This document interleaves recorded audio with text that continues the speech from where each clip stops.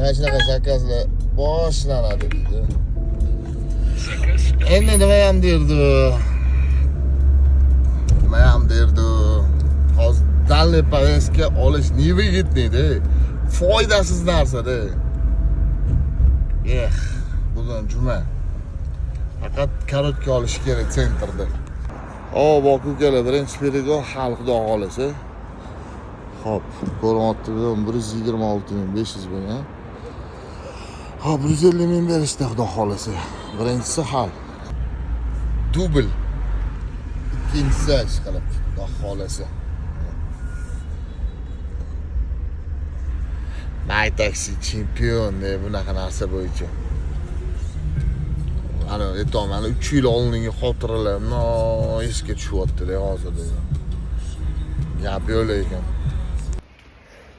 Xudo xolasa biza tugatib oldik. Bismillah aytib. Li mashina ekan.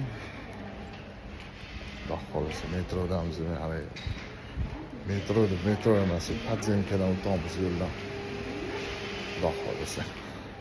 Xo'p, tez orada My Taxi'da yangiliklar bo'lyapti. Ya'ni bugundan boshlanishi kerak, adashmasam. Shu ertaga batafsil bilib, sizlarga yotig'i bilan tushuntirib beraman. Aytgancha hozirgi paytda My Taxi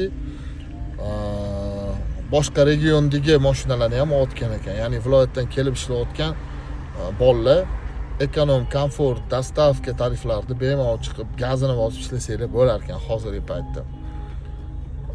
Ulanish joylari bor. Rakatga borsanglar bo'ladi. Sergelida yangi joy ochildi.